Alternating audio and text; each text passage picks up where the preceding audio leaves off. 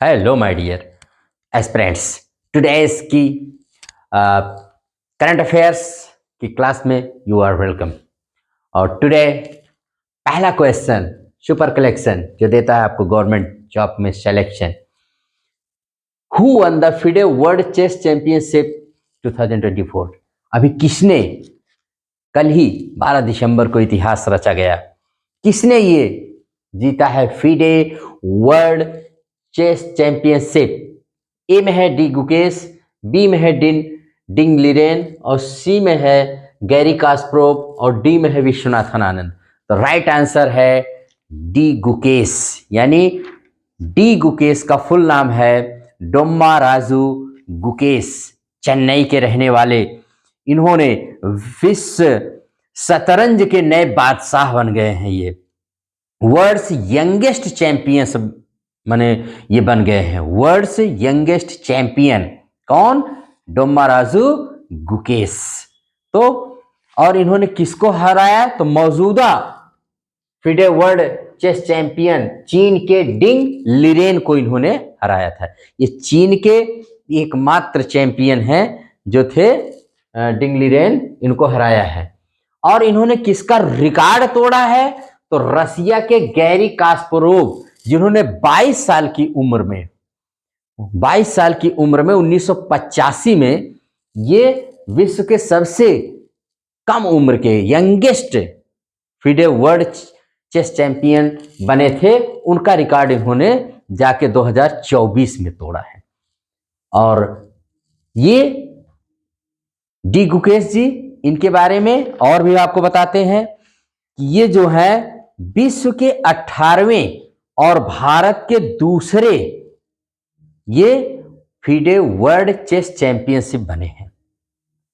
भारत के पहले कौन थे? तो भारत के पहले थे विश्वनाथन आनंद, ये भी चेन्नई से ही, तमिलनाडु से है। और इन्होंने 2007 में ये 15वें फिडे वर्ल्ड चेस चैंपियन बने थे। कौन? विश्वनाथन आनंद। और अब ये बन गए दूसरे। और विश्वनाथन आनंद ने 4 बार 2007, 2008, 2010, 2012 में 4 बार फिडे वर्ल्ड चेस चैंपियन बने हैं। और अब डी गुकेश बन गए हैं भाई किंग ऑफ चेस। और चेस की जानते हैं, चेस की जो खोज हुई थी, चेस की ओरिजिन जो है भारत में ही हुई है। और इसमें जिस पर खेला जाता है उसमें 64 माने उसमें खाने होते हैं। फिडे का फुल फॉर्म जान लीजिए। फिडे का फुल फॉर्म होता है, इसको ये फ्रेंच एक्रोनिम है फिडे, इसका फुल फॉर्म होता है इंटरनेशनल चेस फेडरेशन। ये चेस की गवर्निंग बॉडी है वर्ल्ड में। और जो फर्स्ट विनर थे इसके, उनका नाम है विल्हेम स्टिनिट्ज। ये पहले थे फिडे चेस वर्ल्ड माने चैंपियनशिप। फिडे ने तो शुरू किया था 1948 से, लेकिन ये पहले चैंपियन थे।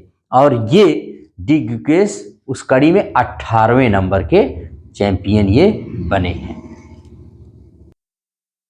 18 साल के Gukesh became the third youngest chess grandmaster in history of 12 years 7 months। जो 18 साल के गुकेश हैं, ये दुनिया के third youngest chess grand master भी बने। ग्रैंड मास्टर जानते रहिए, चेस वर्ड में, चेस गेम में ये शब्द यूज किया जाता है। तो भाई इन्होंने मेरे देश का नाम पूरे वर्ल्ड में रोशन कर दिया है और इनको बहुत सारे कंग्रेचुलेशंस मिले हैं। तो हमारी क्लास की तरफ से, मेरी भी तरफ से इनको बहुत बहुत कांग्रेचुलेशंस। हाँ, 2024 सितंबर में बुडापेस्ट में चेस ओलंपियाड का आयोजन हुआ था।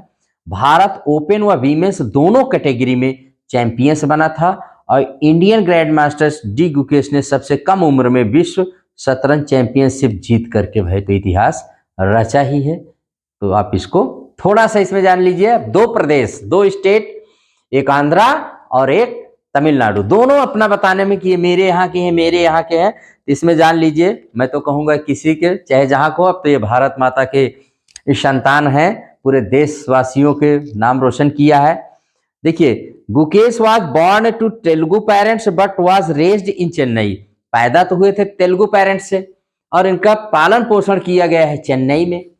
तो भाई दोनों स्टेट के अपने अपने सब कह रहे हैं कि मेरे स्टेट के, आंध्र प्रदेश वाले कह रहे हैं मेरे यहाँ के हैं, तमिलनाडु वाले कह रहे हैं नहीं मेरे यहाँ के हैं, तो दोनों अपना प्रोडिजी इनको बता रहे हैं। ये भी जानते देखते रहिए। अभी तक 22 खिलाड़ियों ने वर्ल्ड चेस चैंपियनशिप जीता है, उनमें से 18 ने शास्त्रीय क्लासिकल चेस विश्व खिताब अपने नाम किया है, वर्ल्ड टाइटल, और उसमें ये शास्त्रीय माने जीत हासिल किया, शास्त्रीय शतरंज की ही जीत इन्होंने हासिल किया है। सेकंड क्वेश्चन है, when was the UNESCO Asia Pacific awards for cultural heritage conservation established? इस ए में है 2000, बी में है 1945, सी में है 1946 और डी में है 2001। तो इसमें राइट आंसर है 2000। 2000 में ही इसकी इस्टेब्लिश किया गया था, अभी इसके बारे में बता रहे हैं। तो 1945 में तो बहुत सारी घटनाएं हुई भाई। 24 अक्टूबर 1945 को तो यूएन डे मनाया जाता है, यूनाइटेड नेशंस विश्व की सबसे बड़ी संस्था। और इसी में 16 नवंबर 1945 को ही यूनेस्को डे मनाया जाता है, यूनेस्को के इस्टेब्लिश किया गया था। और ये 11 दिसंबर 1946 को यूनिसेफ डे, यूनिसेफ का मतलब होता है यूनाइटेड नेशंस चिल्ड्रंस फंड, इसको माने इस डे को सेलिब्रेट किया जाता है 11 दिसंबर को। और अभी इसने अपना 78th एनिवर्सरी मनाया है, जो बच्चों के लिए स्पेशली काम करता है। अब इसमें हम आते हैं 2000 पे, जिसमें हमने कहा कि यूनिसेफ, तो क्यों ये जरूरी है? तो पहले यूनेस्को के बारे में जान ले।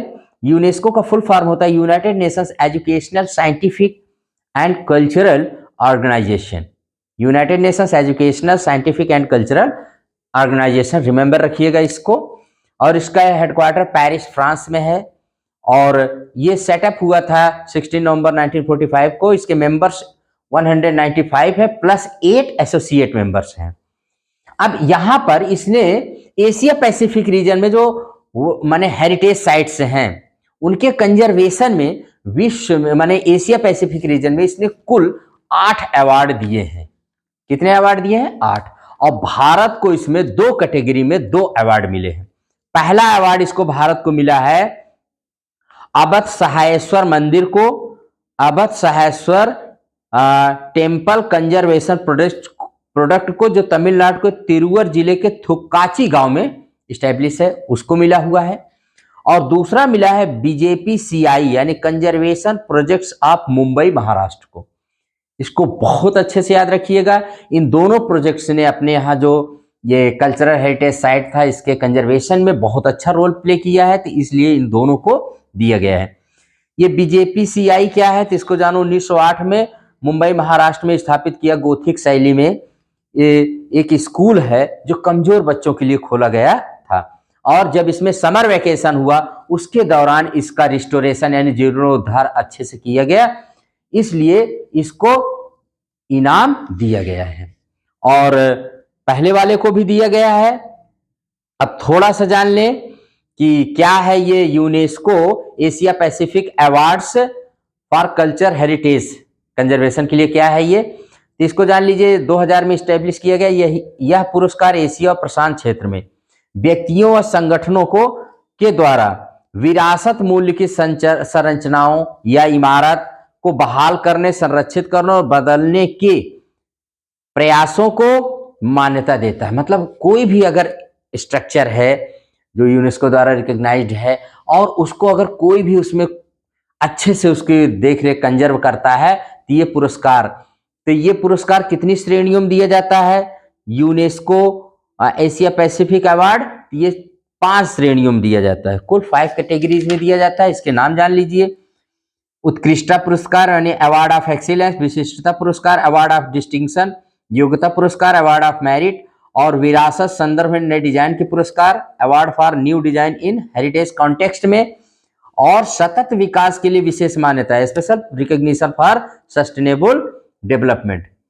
तो 2024 में इसने अपने रीजनल जो इसका ऑफिस है बैंकॉक थाईलैंड से इसने ये अवार्ड देने की घोषणा की। कुल 8 में से 2 अवार्ड मिले। भारत को कौन सी कैटेगरी में मिले हैं? इसमें जो उत्कृष्टता पुरस्कार है ये जापान के इनारी यू बाथ हाउस जीर्णोद्धार प्रोजेक्ट को दिया गया, रेस्टोरेशन प्रोजेक्ट को जापान के।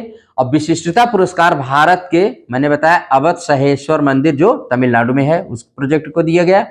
और योग्यता पुरस्कार जो है बीजेपी सीआई भारत के प्रोजेक्ट को दिया गया है। बहुत इंपॉर्टेंट है, इसको अच्छे से रिमेंबर रखिएगा। Very very important, super important.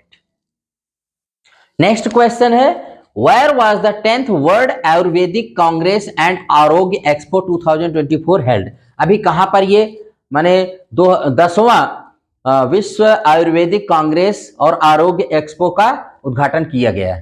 तो पहले में ए में है यू माने उत्तराखंड, बी में है जम्मू कश्मीर लद्दाख, और सी में है दिल्ली, और डी में है केरला। इसमें मैं आपको बताऊं कि इसमें जो राइट आंसर है उत्तराखंड। उत्तराखंड में अभी उत्तराखंड के कैपिटल सिटी देहरादून में जो वहां के सीएम है पुष्कर धामी जी के द्वारा इसका इनॉग्रेशन किया गया। बहुत इंपॉर्टेंट है। अब इसके बारे में हम जान ले कि क्या है। तो देखिए, जो होता है world Ayurvedic congress and Arogya expo, तो इसका हर साल जो इसका ऑर्गेनाइजेशन माने ये ऑर्गेनाइज किया जाता है आफ्टर एवरी 2 ईयर्स, हर 2 साल बाद ये ऑर्गेनाइज किया जाता है। 2024 की थीम है इसकी digital health Ayurveda perspective. Organizer कौन थे? Ministry of Ayurveda and World Ayurveda Foundation. Aim क्या है इसका, क्यों ये किया जाता है?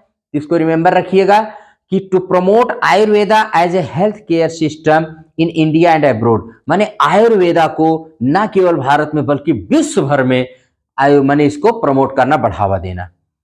और इसमें जो वर्ल्ड आयुर्वेदा फाउंडेशन है, इसी माने world Ayurveda Congress was established bye world Ayurveda foundation के द्वारा इसकी स्थापना की गई है। और आरोग्य एक्सपो क्या है? Showcases the Ayurvedic products of the leading Ayurvedic institutions in India and abroad. आरोग्य एक्सपो में माने आयुर्वेद में जितने सारे आइटम्स बनते हैं उनको सबको एक्सपो यानी शोकेस किया जाता है, दिखाया जाता है। हाँ, अब ये जानिए कि वर्ल्ड आयुर्वेद कांग्रेस का पहला फर्स्ट टाइम ये कहां पर ऑर्गेनाइज किया गया था? फर्स्ट टाइम ये 2002 में कोच्चि केरला में किया गया था। अब चूंकि इसका 10वां संस्करण है तो 9वां संस्करण इसका हुआ था 2022 गोवा में, और 10वां संस्करण हुआ है अभी देहरादून। मैंने बताया है कि वहां पर हुआ है, इसको आप रिमेंबर रखिएगा। जम्मू कश्मीर और लद्दाख में ये न्यूज में इसलिए है कि खेलो इंडिया विंटर गेम्स 2025 का आयोजन यहाँ पर दोनों पे किया जाएगा। इन दोनों स्टेट्स में दोनों यूटीज हैं, तो आप जानते रहिए इसको, वेरी इंपॉर्टेंट है। और जो मैंने न्यू दिल्ली लिखा है, यहाँ पर क्या हुआ है? तो न्यू दिल्ली में अभी भारत का जो है वो India's first maritime heritage conclave 2024 का अभी आयोजन किया गया, मतलब वो वहां पर किया गया है। तो ये क्या है इसको जान लीजिए। इसका वेन्यू कहाँ हुआ है? IMH माने इंडिया मैरीटाइम हेरिटेज कॉन्क्लेव का न्यू दिल्ली में हुआ। एम क्या है? To highlight India's rich maritime legacy since the Harappan period. Harappa के पीरियड से, हड़प्पन लोग कितने बड़े माने व्यवसायी थे, व्यापारी थे, तब से लेकर के समुद्री विरासत को दिखाना, इसीलिए इंडियन मैरीटाइम हेरिटेज कॉन्क्लेव का आयोजन किया गया। इसमें 4 स्टेट गवर्नमेंट ने पार्टिसिपेट किया। कौन कौन? गुजरात, गोवा, बिहार और अरुणाचल प्रदेश। ऑर्गेनाइजर्स कौन थे इसके? इसके ऑर्गेनाइजर थे the union ministry of ports, shipping and waterways, और इसको इनॉग्रेट किया गया सर्बानंद सोनोवाल जो इसके यूनियन मिनिस्टर हैं इस मिनिस्ट्री के। ठीक है, इसको आप, और इसमें एक न्यूज जानते रहिएगा कि भारत सरकार माने government of India is developing the national maritime heritage complex at Lothal, Gujarat. Lothal जानते हैं कितना पुराना पोर्ट है, हड़प्पा काल से था। तो वहां पर भारत सरकार राष्ट्रीय समुद्री विरासत परिषद का निर्माण करवा रही है, बन रहा है। ठीक है, आज 13 दिसंबर की 2 घटनाएं मैं आपको बताने जा रहा हूं टुडेज हिस्ट्री में, जो मुझे बहुत इंपॉर्टेंट लगा कि आपको जानकारी होनी चाहिए। लोकतंत्र के मंदिर यानी हमारे पुराने संसद भवन, जिसको अब संविधान सदन कहा जाता है, संविधान सदन आज यानी 13 दिसंबर 2001 को आज ही के दिन 5 आतंकियों ने संसद पर हमला कर दिया था। आतंकियों और सुरक्षा कर्मियों के बीच 4.5 घंटे उसमें गोलाबारी चली और मुठभेड़ में 5 आतंकियों को मार गिराया गया। हमले में 1 माली, 2 सुरक्षाकर्मी और दिल्ली पुलिस के 6 जवान बलिदान हो गए। तो हमारी तरफ से बहुत बहुत श्रद्धांजलि। जब तक हमारे ऐसे वीर जवान देश में हैं, कोई हमारा बाल भी बांका नहीं कर सकता है। तो विनम्र श्रद्धांजलि है आरके सिंपल क्लासेस की तरफ से उन वीरगति जवानों को। और दूसरी घटना है आज ही के दिन 13 दिसंबर 1642 में नीदरलैंड्स के एबल तस्मान ने न्यूजीलैंड की खोज किया था। नीदरलैंड्स के एबल तस्मान ने न्यूजीलैंड की खोज किया था। 1642 में आज ही नीदरलैंड्स के खोजकर्ता एबल तस्मान ने साउथ आइलैंड को देखा था। साउथ आइलैंड को शुरू में इन्होंने इसे स्टेटन लैंड का नाम दिया, क्योंकि उन्हें लगा कि यह दक्षिण अमेरिका का हिस्सा है। साल भर बाद उन्होंने इसका नाम बदलकर न्यूजीलैंड रख दिया। साल भर बाद उन्होंने इसका नाम बदलकर, तो कहां के थे ये? नीदरलैंड के थे और नाम क्या था? एबल तस्मान, जिन्होंने न्यूजीलैंड की खोज किया था। और न्यूजीलैंड विश्व का पहला देश है जिसने महिलाओं को मताधिकार दिया है। Remember it, most important question. ठीक, न्यूजीलैंड की राजधानी वेलिंगटन है, जो ऑस्ट्रेलिया के ठीक नीचे है। डोनाल्ड ट्रंप को टाइम ने चुना पर्सन ऑफ द ईयर, जो नए राष्ट्रपति बने हैं अमेरिका के।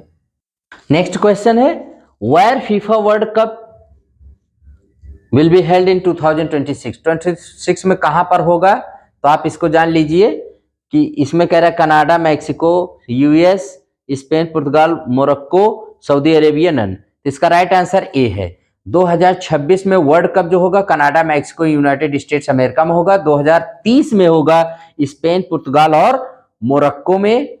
और 2034 का जो होगा वर्ल्ड कप वो खेला जाएगा सऊदी अरब में। तो आप जानते रहिएगा, फीफा का फुल फॉर्म होता है federation international D football association. ये दुनिया का फुटबॉल संचालन करने का सबसे बड़ा संगठन है। जैसे फिडे चेस का है, वैसे फीफा फुटबॉल का है। फीफा की स्थापना 1904 में पेरिस में हुई थी। अब वर्ल्ड कप का पिछला सीजन 2022 कतर में हुआ था और इसे अर्जेंटीना की टीम ने जीता था। और टीम ने फाइनल मुकाबले फ्रांस को पेनाल्टी शूटआउट में 4-2 से हराया था। तो आज के लिए इतना ही। आज की क्लास यहीं पर एंड करते हैं और फिर मिलेंगे नेक्स्ट टाइम पर। Till then good bye. अगर क्लास पसंद आए तो लाइक एंड शेयर करिएगा, सब्सक्राइब करिएगा। Thank you very much.